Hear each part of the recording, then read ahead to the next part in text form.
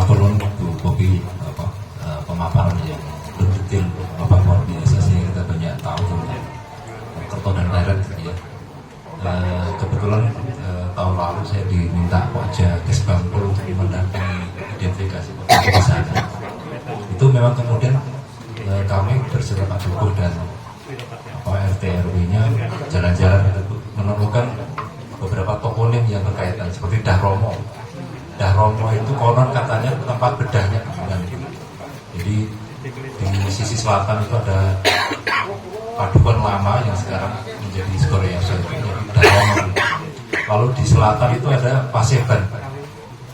Paseban sih. Jadi Paseban itu kalau ada di tengah Paseban itu akan membayangkan Skoreyaso yang luar biasa karena dikelilingi oleh bukit yang sangat luar biasa. Nah di ujung sebelah selatan itu ada Kaliopak. Jadi kita bayangkan di tengah Paseban itu Anda bisa membayangkan Skoreyaso waktu itu kalau menurut saya gitu ya waktu itu.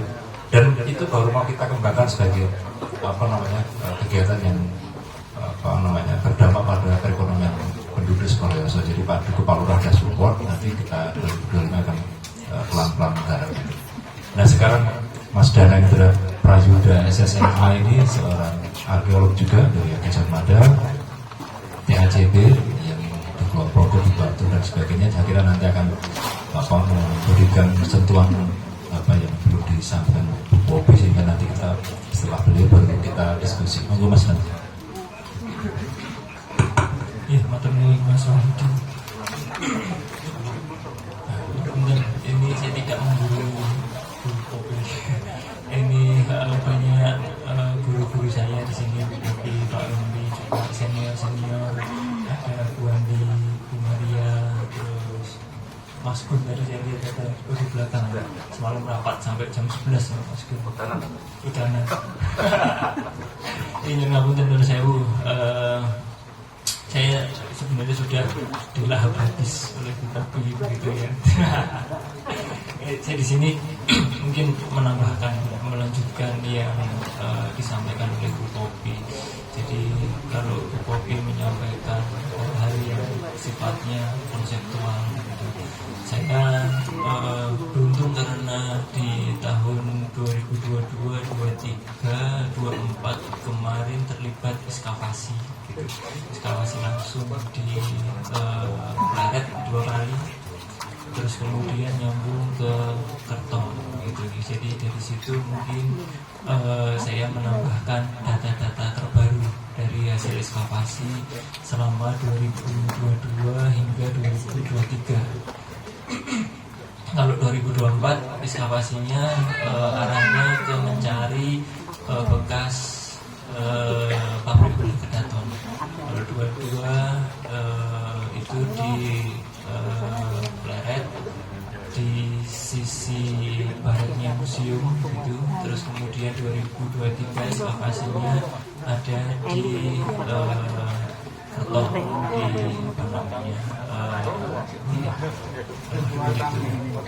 mungkin ini yang nanti saya tambahkan karena sebagian sudah disampaikan Pak Popi, mungkin saya menambahkan apa yang terbaru dan terbaru. Nanti karena ini tadi judulnya adalah kawasan cagar budaya, begitu nanti karena kawasan cagar budaya itu ada regulasinya di dalam undang-undang, jadi nanti saya akan menyampaikan dalam 3 bab itu ada kawasan cagar budaya itu apa. Terus kemudian kawasan cagar budaya Kerto ini harusnya Kerta, kalau nama resminya Kerta, nama resmi di regulasinya itu Kerta Pleret. Terus kemudian yang ketiga adalah situs cagar budaya di Kerto Pleret gitu. Lanjut. Yang pertama ini kawasan cagar budaya, nggak kelihatan ya. Nah ini saya tampilkan spill tipis begitu. Ada yang tahu nggak ini apa? Yang bagian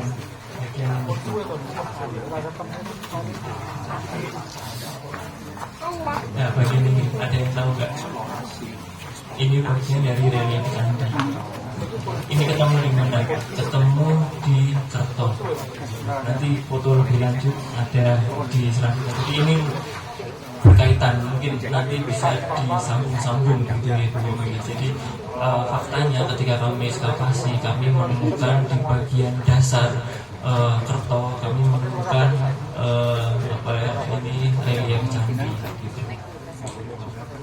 Lanjut ini mungkin ya sebatas pengantar begitu. Cagar budaya adalah warisan budaya yang bersifat kebendaan berupa benda, struktur, bangunan, situs, kawasan yang ada di darat dan di air yang perlu dilestarikan gitu ya. Karena kita berbicara tentang kawasan cagar budaya itu kaitannya dengan regulasi gitu ya. Jadi nanti kenapa bisa muncul kawasan itu terdiri dari 2 situs gitu. Nah, kenapa terus situs itu isinya apa? Minimal ada satu benda atau satu struktur atau satu bangunan. Nah, kalau itu ada di kawasan, kalau kita tadi menyebutkan ada kawasan cagar budaya, berarti di situ setidaknya minimal ada 2 situs gitu. Nah, di dalam satu situs itu mengandung benda, struktur atau bangunan gitu. Jadi di dalam kawasan cagar budaya Kerto Pleret nanti ada beberapa situs, tidak hanya satu, tidak hanya 2 begitu.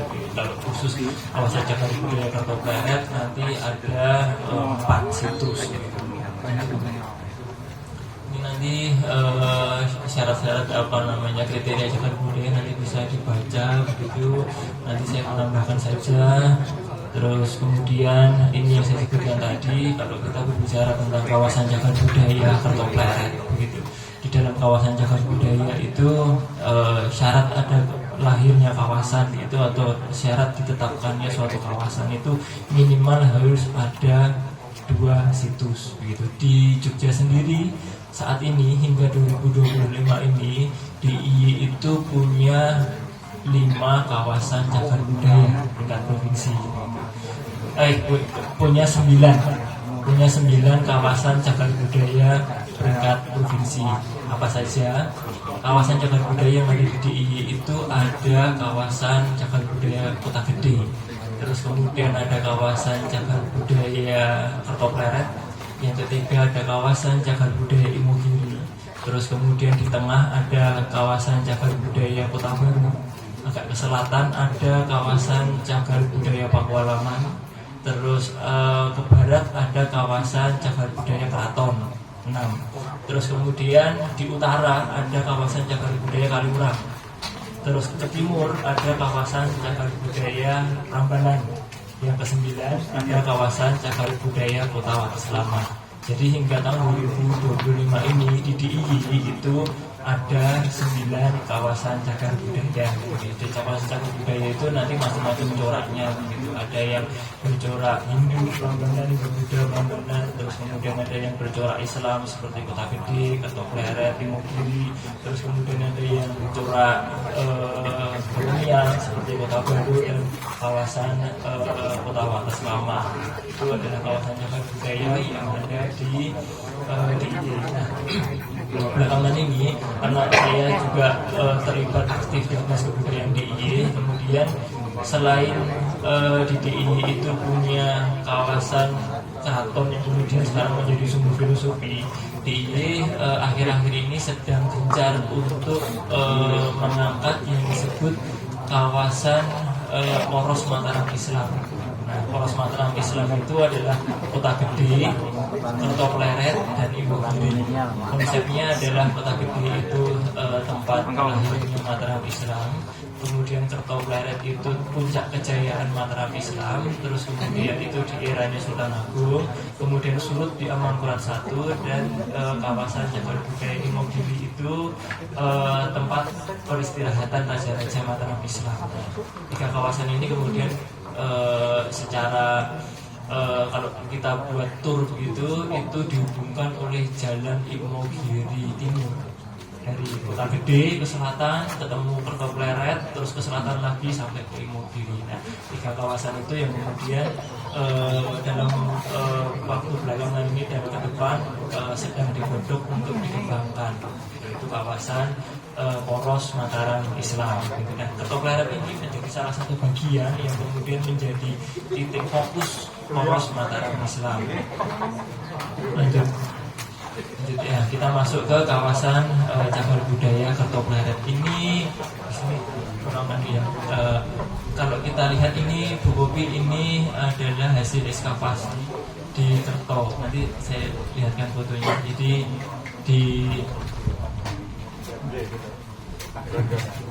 di dalam sekitar Umpak itu ternyata di bawahnya itu tidak serta-merta tanah, tapi di bawahnya itu ada susunan batu bata.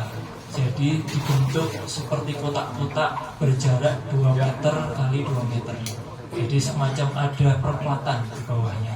Di salah satu bagian perkuatan itu membentuk lingkaran.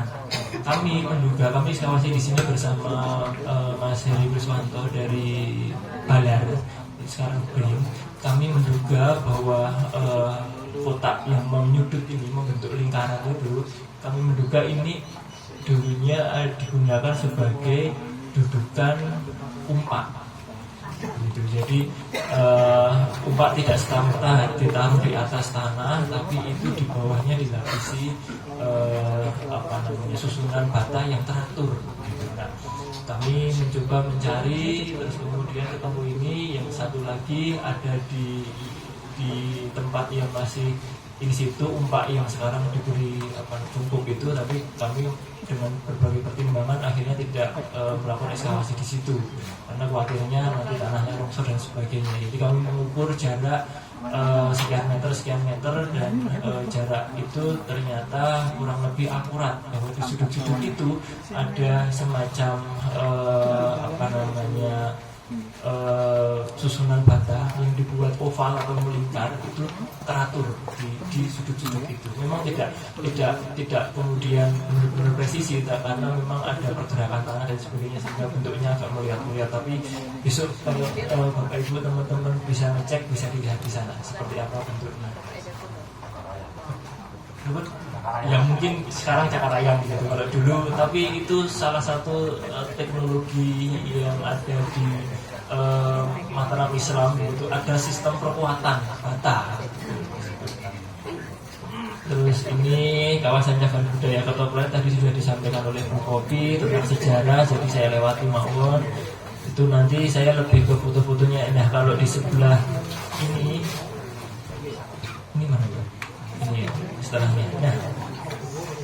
Nah kalau tadi di awal saya memperlihatkan relief kami ekskavasi kemarin itu di sisi utara.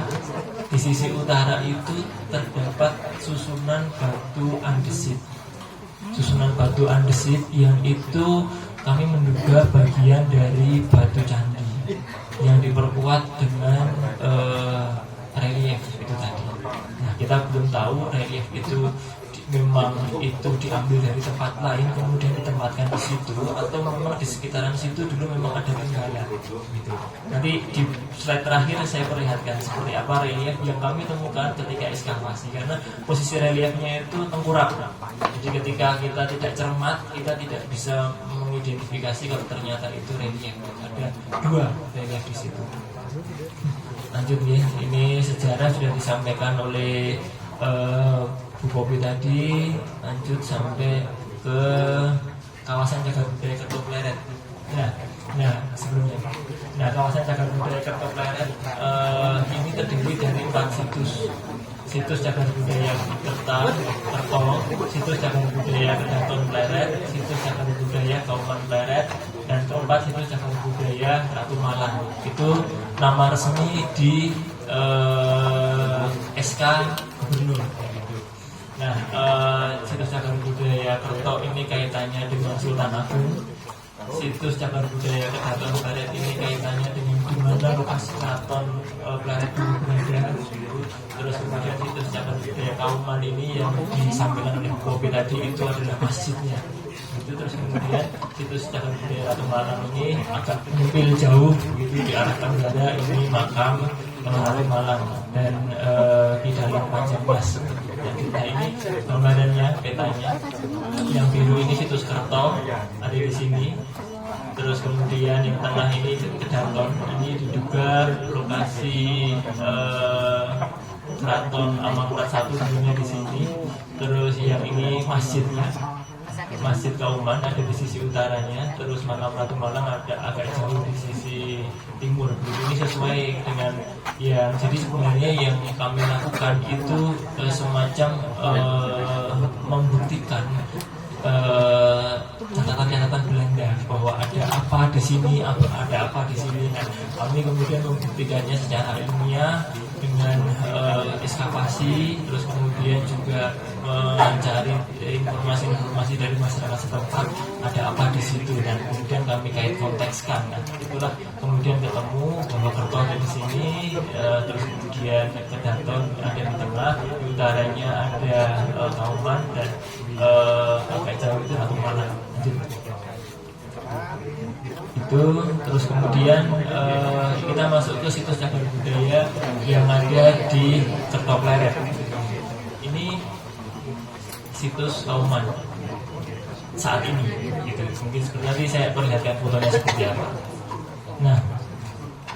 Nah, kalau tadi Bu Bobi sampaikan bahwa situs cagar budaya Kauman itu adalah bagian dari masjid, begitu. Nah, kalau Bapak Ibu besok ke sana masih tersisa tinggalan berupa sisa mihrab. Sisa mihrab itu masih dapat dilihat di situ, yang itu membuktikan bahwa dulu di situ memang berupa bangunan masjid, gitu. Selain di situ juga ada makam di sisi sebelah mana ya? Sebelah baratnya ya. Sebelah baratnya, terus kemudian ada sisa batu bata, begitu. Besok bisa dilihat langsung seperti apa. Nah, ini adalah proof atau bukti bahwa di situs Kauman itu dulunya memang masjid. Itu di situ kalau Bu Bobi tadi sampaikan ada 23 umpak yang masih di situ. Terus kemudian ada balok batu andesit yang diberikan sebagai ambang pintu atau dempel. Terus kemudian ada nisan Ratu Labuhan dan sebagian tembok masjid sisi utara. Nah, kita masuk ke fotonya. Besok kalau Bapak Ibu ke situs Pleret, gitu, dari depan akan seperti ini penampilannya, gitu. Dari depan akan seperti ini. Ini adalah penanda kawasan cagar budaya. Jadi nanti kalau Bapak Ibu ke Kota Gede, ke Kerto Pleret, terus ke Imogiri, karena itu menjadi konsen dari pemerintah provinsi DIY, maka di tiap-tiap kawasan cagar budaya itu diberi penanda. Penanda ini berisi informasi. Di situ ada apa saja, nanti menyimpan informasi dan berbagai keterangan yang kaitannya dengan situs yang ada di situ. Lanjut. Nah, ini tadi yang sebelah kiri ini adalah mihrabnya itu tadi. Ini bagian bawah ini adalah lantainya yang dulu. Terus sebelah kanan ini kalau kita lihat yang disampaikan Bu Bobi itu tadi foto yang mungkin tahun 80-90-an gitu. Ini foto saat ini, kondisinya seperti ini. Nah, umpaknya itu ada bulat-bulat seperti ini, tertata rapi. Terus kemudian oleh peneliti saat ini kemudian direkonstruksi ulang. Kalau umpaknya seperti ini, itu kira-kira sokonya sebesar apa, gitu. Nah, itu direkonstruksi ulang karena masih in situ semua. Terus kemudian dibuat rekonstruksinya, gitu. Nah, rekonstruksinya bisa dilihat seperti apa, disusun. Memang tidak bisa diketahui atapnya, tapi setidaknya bisa diketahui besarnya soko dan jarak antar sokonya seperti apa. Terus kemudian lanjut kurang lebih seperti ini. Seperti ini rekonstruksi yang dilakukan oleh tim peneliti kemarin bahwa ini luasan masjidnya begitu. Terus soko-sokonya itu ada di tengah-tengahnya ini. Nah, ini rekonstruksinya. Mihrabnya tadi ada di bagian barat. Ini ada di bagian barat mihrabnya itu. Bisa dilihat gitu. Kurang lebih seperti itu, tapi memang kondisinya ya seadanya, tidak seperti judul tadi. Jadi kita kalau tidak dipandu memang kita tidak paham seperti apa. Tapi setidaknya ketika kita di Kauman, kita akan melihat sisa-sisa masjid yang dahulunya dibangun oleh Sultan Hamengkubuwono I. Umpaknya seperti apa, terus perkiraan rekonstruksi sokonya seperti apa, jaraknya antar soko seberapa lebar, terus kemudian luasan kompleks masjidnya seperti apa, besok kita bisa lihat. Nah, itu tadi yang kaitannya dengan situs cagar budaya Kauman. Yang kedua adalah situs cagar budaya Ratu Malang Gunung Kelir ya. Ini adalah salah satu istri dari Hamengkubuwono I. Ini kondisi saat ini seperti ini. Jadi ada dinding tembok yang melingkari begitu, mengelilingi makam Ratu Malang. Mungkin ini kalau kita lihat di sana nanti di bagian tembok itu terbuat dari batu bata dan sebagian ada batu putih. Lanjut terus foto yang nah ini kalau besok Bapak Ibu ke cagar budaya situs Ratu Malang, bagian depannya besok akan seperti ini. Ini kurang tahu ini yang membangun siapa. Sepertinya nampaknya ini dari desa peziarah. Kalau dilihat dari bentuknya sepertinya mencontoh kota gede. Kota gede ini.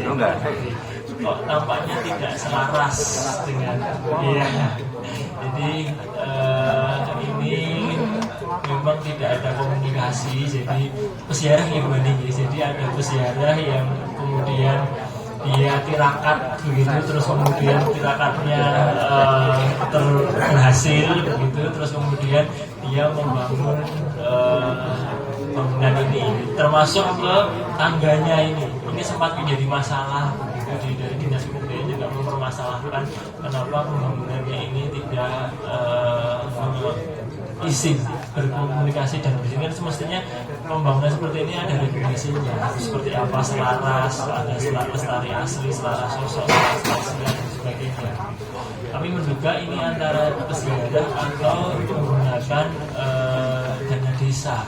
Karena di sebelah sini, sebelah kiri, kalau kita lihat kirinya itu ada dibangun balai desa, tempat untuk pertemuan warga. Itu juga dibangun cantik. Ini saya sampaikan seperti ini karena ini mungkin menjadi salah satu dari persoalan yang perlu kita pecahkan permasalahannya. Karena kalau kita tinjau dari sisi cagar budaya memang ini kurang tepat gitu, tapi masyarakat setempat menghendakinya seperti itu. Jadi itu ada persoalan yang mungkin ke depan perlu kita komunikasikan bersama, bahwa cagar budaya itu ada regulasinya, masyarakat ada pengennya begitu. Ini ketemunya seperti ini gitu kalau di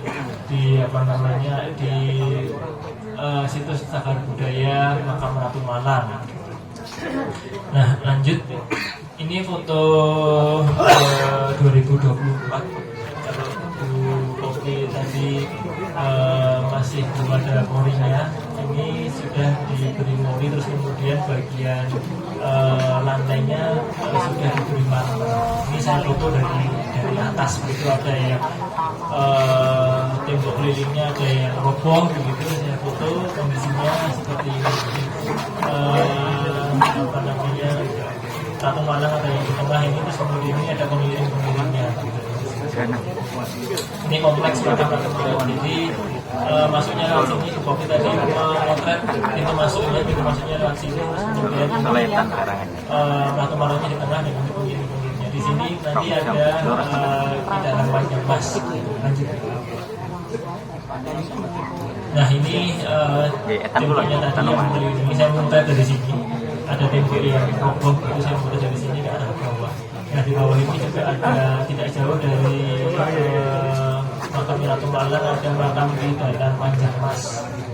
Itu di bawah pohon itu tidak jauh dari situ. Pasti satu kompleks. Lanjut terus kemudian di situ juga ada dorpel. Laut sendang dulu ya, sendang moyo. Ada sendang moyo.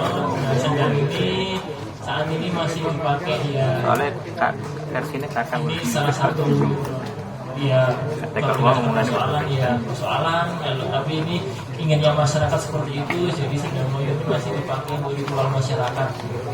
Jadi kalau mereka mencari misalnya 7 air dari 7 sumber gitu, ini salah satu yang dipakai. Kalau itu salah satu yang dipakai ini sendang moyo. Nah terus kemudian tidak jauh dari situ kita menemukan dorpel. Dorpel ini dari batuan besi. Kalau masyarakat setempat itu mengatakan ini peti wayangnya di dalam Panjangmas gitu. Tapi secara arkeologis ini adalah dorpel bagian atas ambang atas gitu, karena ini tidak mungkin peti kalau secara arkeologis karena masif andesit gitu ya, sekarang dibungkus mori gitu. Nah ini kondisi mungkin tahun 2023 gitu, atau ya mungkin sekarang diperbaiki gitu. Jadi setelah tadi ada pintu gerbang masuk yang dibuat oleh warga, saya katakan warga begitu ya, naik begitu tangganya seperti ini juga dibuat oleh warga. Oh bukan warga sebenarnya, peziarah yang tirakatnya terkabul, kemudian dia membangun jalan itu. Jadi besok sampai ke sini boleh. Kalau sampai ke sini agak mungkin ke atas itu terkosong gitu. Agak jauh ini. Tapi kalau kita sudah sampai ke atas itu sunyi, di atas itu teduh. Memang tempat yang pas untuk bisa kita tirakat. Kalau orang yang sedang tirakat itu senang di situ. Lanjut Mbak. Terus kemudian setelah tadi situs cagar budaya Kauman yang itu adalah masjid, terus kemudian situs cagar budaya makam Ratu Malang yang itu makam, terus kemudian kita masuk ke inti dari situs cagar budaya Kertopleret, itu situs cagar budaya Kedaton. Kedaton itu kalau kita ke Kedaton nanti di sana Kedaton itu ada 4 penyebutan Kedaton. Kedaton 1 itu yang kemudian diduga sebagai Cepuri, itu Kedaton 1. Kedaton 2 itu kemudian yang diduga sebagai saluran air. Kedaton 3 itu benteng sisi timur. Kedaton 4 itu benteng sisi barat. Benteng sisi barat itu persis ada di sebelah baratnya museum. Nanti saya tunjukkan petanya. Saya sudah komparasikan teman-teman itu, terus kemudian saya plotkan di dalam denah, jadi kita bisa lihat seperti apa. Nah ini adalah gambaran tentang gambaran benteng yang kemarin kami ekskavasi. Lebarnya itu berkisar antara 280 hingga 320.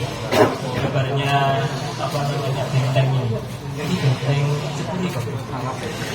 Cepuri. Lebarnya sekitar 280 hingga 320. Lebar bentengnya. Lebar bentengnya. Dindingnya. Tebalnya. Lebarnya panjang 300 cm, antara 280 hingga 300 ya 320. Jadi antara 2,8 meter hingga 3,2 meter. Nah itu tadi bentengnya. Terus kemudian saya sampaikan fotonya dulu. Kalau tadi museumnya yang Bu Kopi tadi mungkin tahun 2000 awal, ini foto kemarin. Sekarang fotonya seperti ini.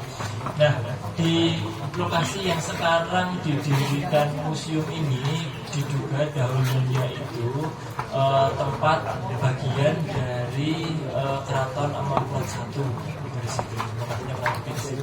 Terus di depan sini ada sumur Gemuling. Sumur Gemuling tempat letaknya dari sini. Tutupan ini, ya di bawah sini, di bawah itu sumurnya dulu rusak, terus kemudian dikonservasi oleh BPJP yang mengkonservasi itu Mas Yosis, yang mengkonservasi sumurnya BPJP.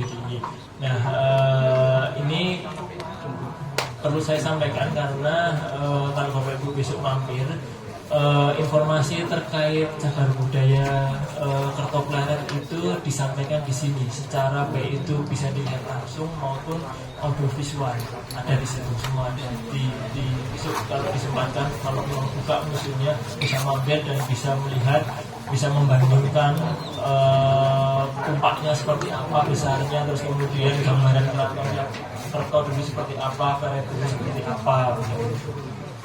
Lanjut enggak? Nah terus tadi saya sampaikan kedaton itu ada 4. Nah ini adalah kedaton 1. Nanti saya tunjukkan letaknya di mana saja. Kedaton 1 ini saat ini begitu. Kedaton 1 ini diduga adalah Sri Mananti, tempat singgahnya raja sebelum masuk ke keraton. Sebelum masuk jauh ke dalam keraton, raja singgah itu di bagian Sri Mananti. Ini kondisi ekskavasi, setelah ekskavasi terus kemudian kalau Bapak Ibu besok ke sana penampilannya seperti ini. Nah kalau lanjut Mbak, kalau masuk ke dalam nanti yang tersisa hanya seperti ini. Nah ini kalau musim hujan ini tergenang air.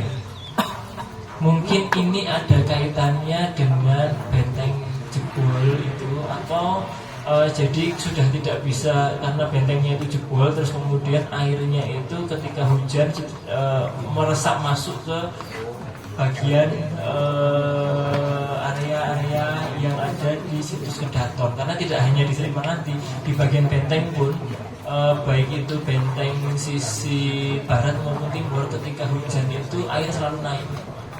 Jadi itu kami menduga itu pertama air tanah, atau yang kedua memang waktu Amangkurat dulu membangun benteng, waktu itu memang dia sudah menduga atau memang pada masa itu air itu memang melimpah masuk ke dalam keraton sehingga dia membentengi itu dengan benteng itu. Kami punya dua hipotesis. Yang pertama memang air tanah yang naik begitu lagi dekat dengan sungai. Yang kedua kami menduga memang Amangkurat I dahulu keratonnya tergenang air, terus kemudian dibangunlah benteng untuk mencegah agar air tidak masuk.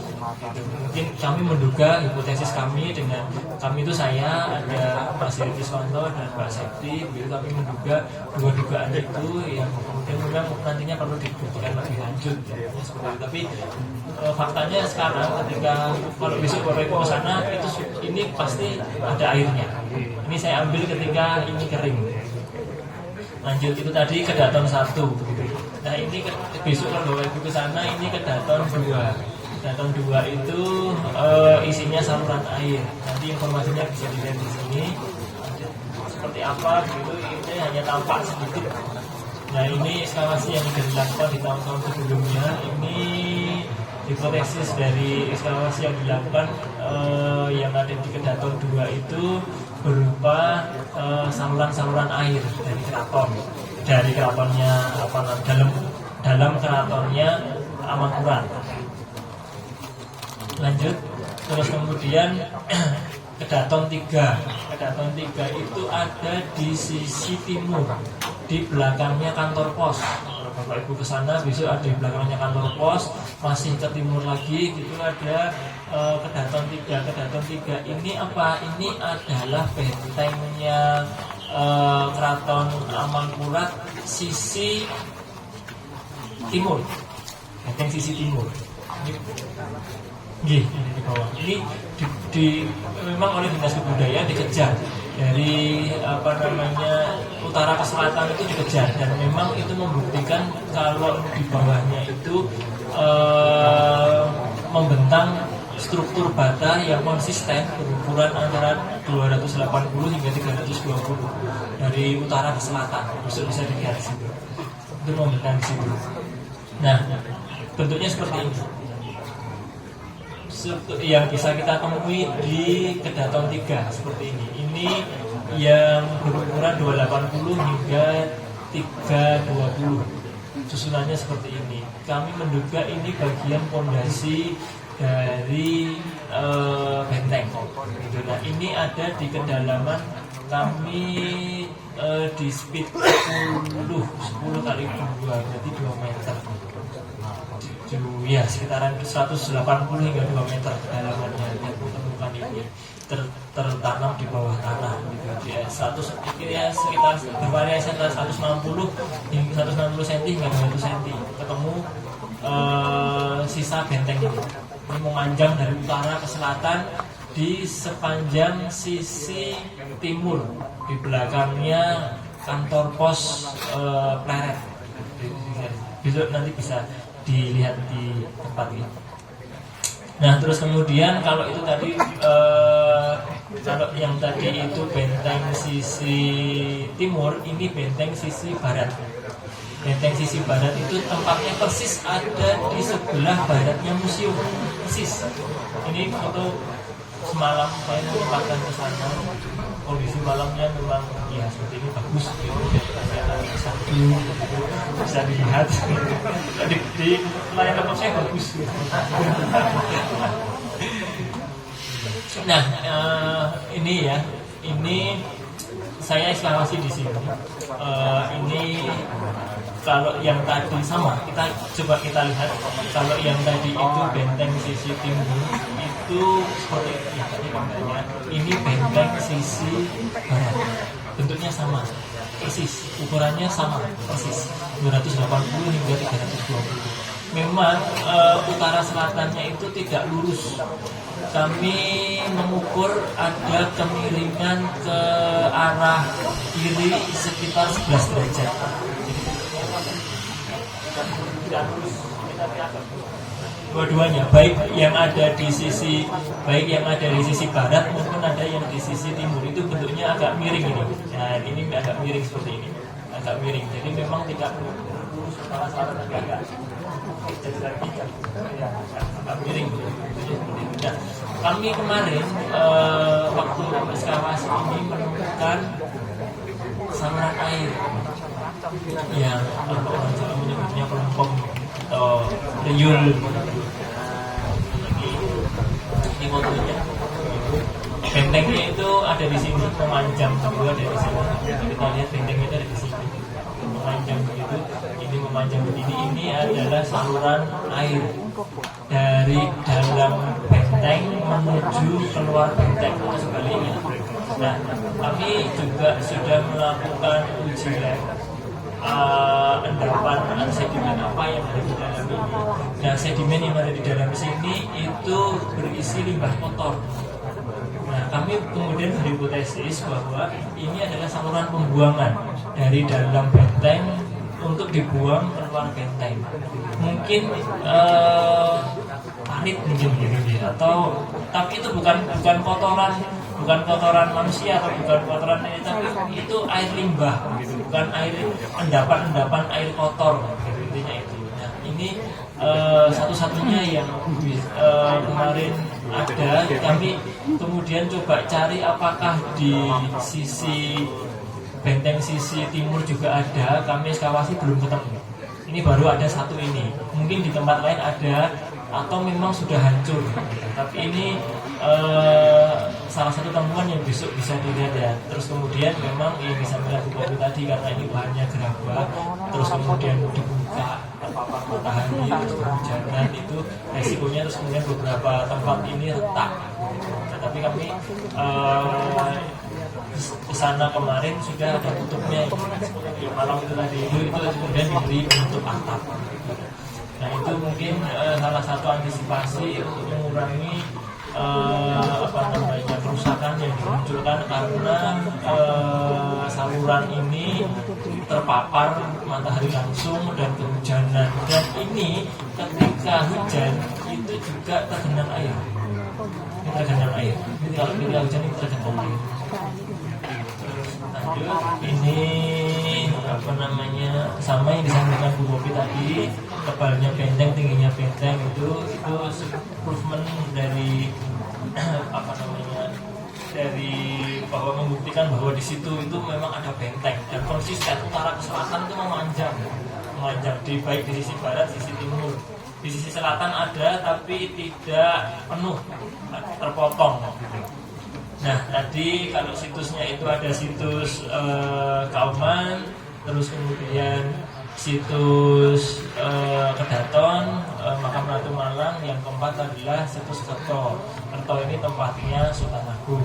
Besok kalau Bapak Ibu ke sana, di pintu masuknya ada tulisan ini Cagar Budaya situs Kerto. Itu kan ini memang menjadi konsennya Pemprov DIY untuk menggodok poros Mataram Islam. Jadi yang ada di poros Mataram Islam itu perlahan-lahan itu dipercantik, diberi informasi. Lanjut kita ke fotonya langsung. Yang foto ini. Nah ini seperti ini. Nah, besok kalau masuk ke situ, jadi ini dulu kami yang disampaikan di topik tadi ada umpak begitu. Itu foto mungkin tahun 90-an. Ini foto kemarin. Jadi kita kalau ke sana kemudian tidak menginjak tanah, jadi sudah diberi papan pokoknya untuk walk, untuk berjalan. Jadi itu untuk setidaknya untuk mengamankan agar kita itu tidak menginjak apa namanya permukaannya langsung. Ya, berjalan. Kurang lebih seperti ini bentuknya besok. Jadi bisa jalan-jalan di atasnya sini. Walk apa gitu. Apa namanya banding kemarin itu banding walk. Pokoknya orang bisa jalan di sini. Ya, seperti di terowongan. Nah, kami kemarin ekskavasi di sini. Memang kemudian apa namanya, kalau di beritanya Graf Bu Bopi itu yang menceritakan tentang Sultan Agung membuat Citinggir itu bukan di Graf itu apa namanya menguruk sebagai tanah, terus kemudian dijadikan Citinggir. Kami teman ekskavasi membuktikan apakah benar tanah yang ada di situ itu tanah urukan atau bukan. Kami melakukan ekskavasi dan ternyata memang ini nggak jelas di situ. Tapi kalau saya lihat di foto atau saya bisa langsung dilihat ada batasnya di sini. Ada batasnya di sini. Yang ini membuktikan bahwa tanah yang ada di atasnya itu berbeda dengan tanah yang ada di bawahnya. Itu membuktikan bahwa memang itu kalau tanah di sini sama semua. Tapi di kedalaman sekitaran 2 hingga 3 meter ini tanahnya berbeda, komposisi apa namanya bentuknya, komposisinya dengan tanah yang ada di bawahnya. Jadi itu membuktikan bahwa memang informasi yang dicatat disampaikan oleh di Graf itu benar, bahwa di waktu itu Sultan Agung menguruk sebagian alun-alun dengan tanah itu untuk menjadikan Citinggir. Ya, kami juga belum sampai sejauh mana ini diambil dari mana tanahnya gitu. Tapi pastinya itu kalau kita lihat dari tanahnya yang berbeda itu nanti bisa kita cek ini dari dahulunya dari mana. Tapi setidaknya kita bisa membuktikan bahwa yang ditulis oleh Graf oleh Berita Pilihan itu benar, bahwa dulunya itu tingginya segini, terus kemudian diuruk menjadi Citinggir. Terus kemudian ini kalau malam lebih seperti itu. Ini yang saya sampaikan tadi Bu Bopi, ada semacam apa ya? Kami menduga itu di atas ini dulu tempatnya umpak, gitu. Jadi di bawahnya ya posisi umpak, di bawahnya kalau dulu ini rata. Jadi kita ekskavasi terus kemudian kita bisa melihat bahwa di sini kita bisa lacak per 2 meter itu ada susunan bata. Jadi itu semacam perkuatan ram atau apa istilahnya begitu. Per 2 meter kotak-kotak begitu. Baik utara selatan dan barat timur 2 meter ada kotak-kotak di sisi sebelah, mungkin ini sebelah selatan ya, selatan atau sisi sini memang ada ini. Kami sebenarnya mau ekskavasi juga di sini ada umpak aslinya Kerto gitu. Kami mau ekskavasi di sini, tapi kami khawatir nanti akan merusak proses. Jadi kami hentikan sampai di sini saja. Nah, ini kalau ini diukur di sini sebenarnya masih ada gitu di sisi sebelah. Nah ya, kalau kita lihat sebelah kanannya. Jadi kalau kita bisa menemukan ini satu lagi begitu, kita bisa merekonstruksi panjangnya dari sini itu panjangnya dari umpak itu berapa. Jadi kita bisa merekonstruksi, kalau bisa ketemu ukurannya kita bisa merekonstruksi tingginya itu berapa, lebarnya berapa. Nah kalau Bapak Ibu sekarang besok ke sini, umpak ini ada di sini, umpak asli, kita bisa melihat, membandingkan sekarang di sini ditampilkan umpak yang ada di dalam Jogja. Kita akan lihat di situ membandingkan umpaknya Kerto dengan umpaknya Keraton yang di sampingnya, akan kelihatan sekali. Umpaknya yang Keraton itu hanya seperempatnya atau sepertiganya dari umpaknya Kerto. Kalau kita lihat umpaknya Keraton saja bangunannya sebesar itu, kita bisa kemudian membayangkan kalau umpaknya Kerto yang lebih besar, umpaknya itu bangunannya akan lebih luas apa. Nah, lanjut.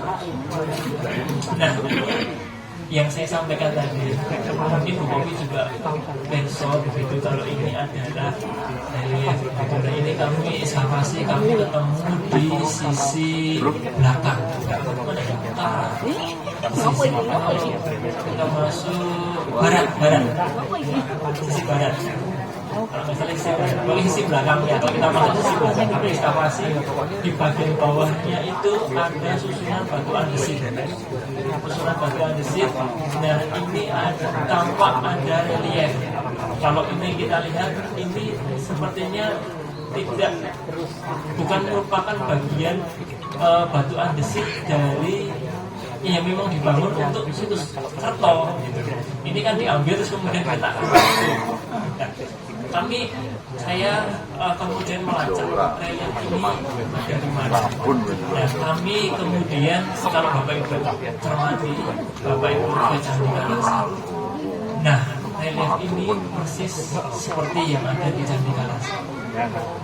Ini relief ini ada di bagian ada relief, terus bagian sisi atas dan sisi bawahnya ada ornamen yang ada di Kerto ini persis dengan ornamen yang ada di Candi Kalasan. Nah, kami belum bisa menduga-duga apakah memang di sekitar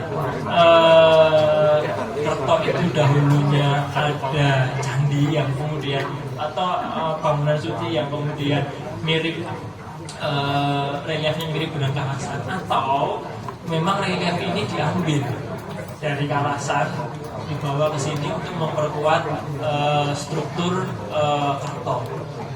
Nah, ini yang hipotesis kami belum sampai sejauh itu, tapi fakta yang kami temukan di lapangan bahwa ketika kami ekskavasi di Kerto, kami menemukan relief dari batu andesit yang bentuk ornamen reliefnya itu persis seperti yang ada di Candi Kalasan.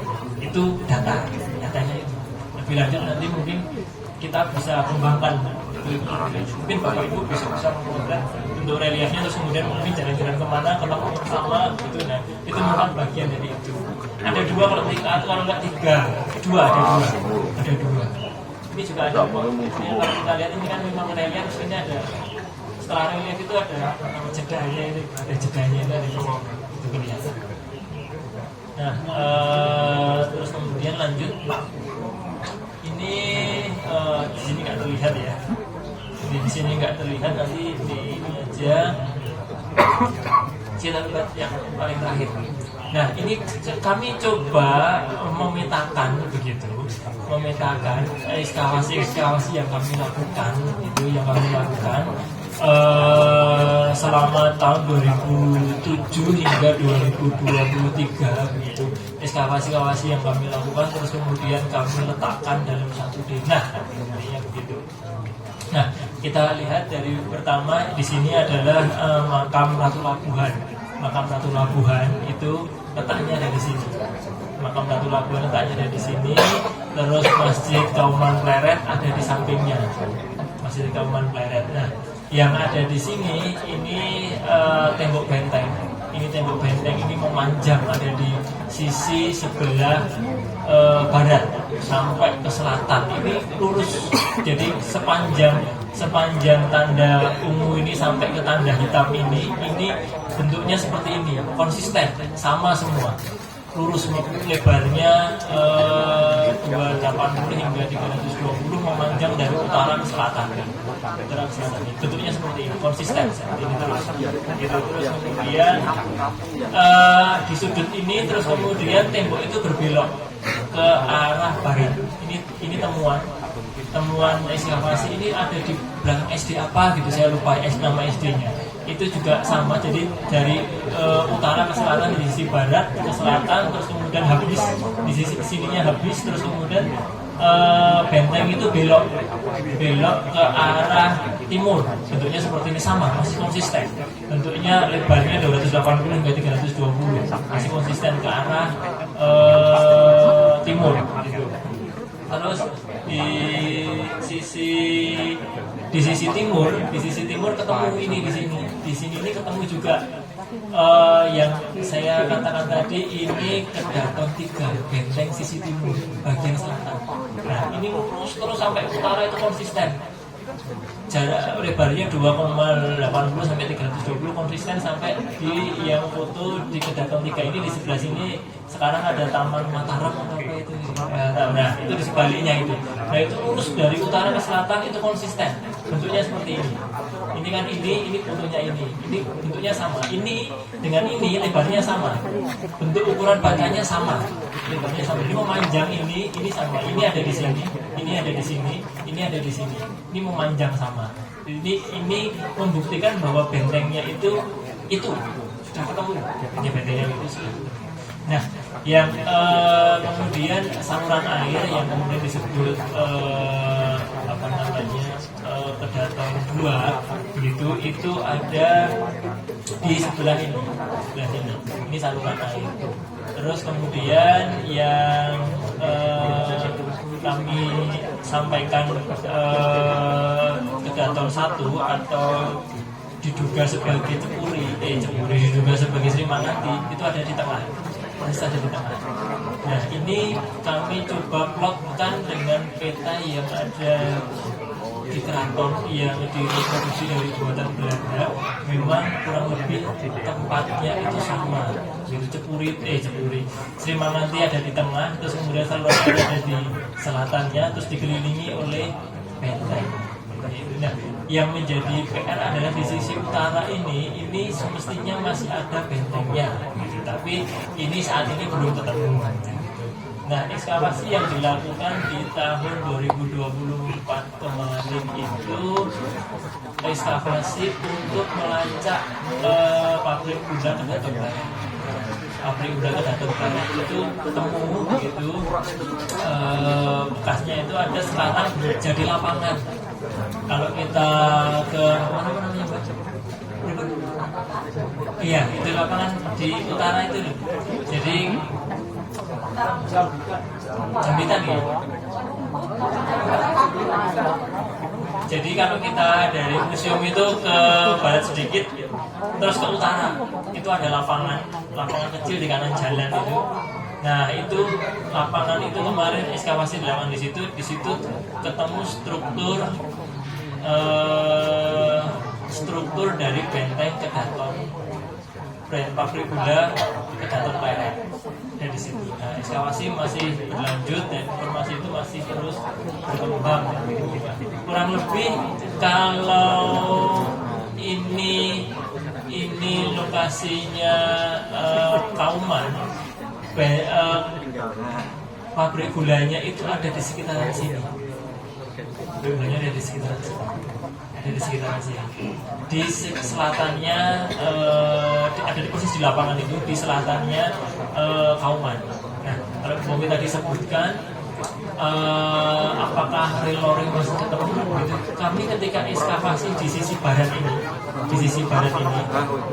kami menemukan pasak rel loring. Jadi di kedalaman setengah meter itu kami banyak menemukan pasak rel loring. Nah, kami menduga kami juga overlay peta Belanda dengan peta yang ada saat ini, dengan overlay dengan peta yang ada di Kamar dari keraton begitu. Tampaknya relori itu yang menuju ke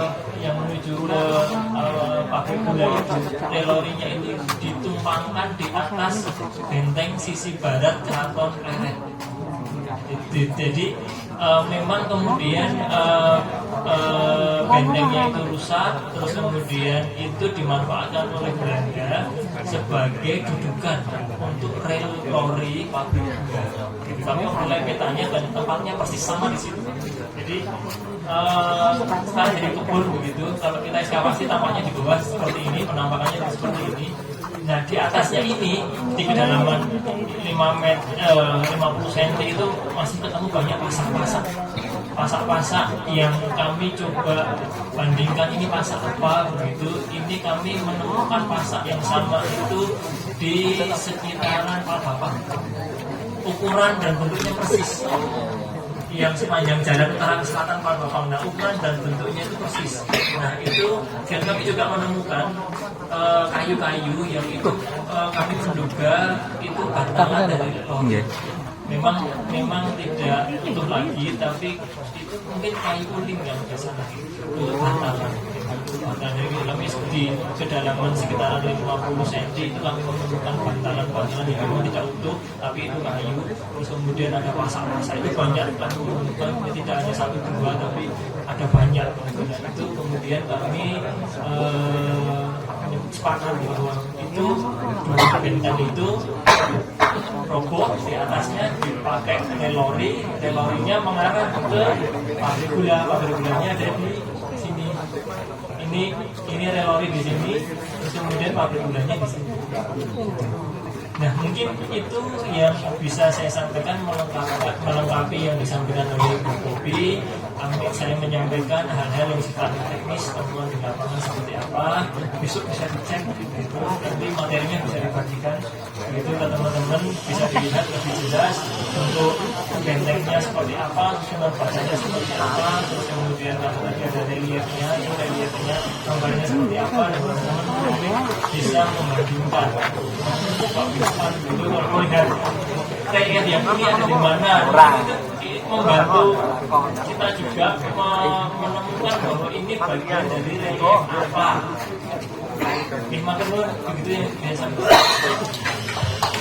Luar biasa.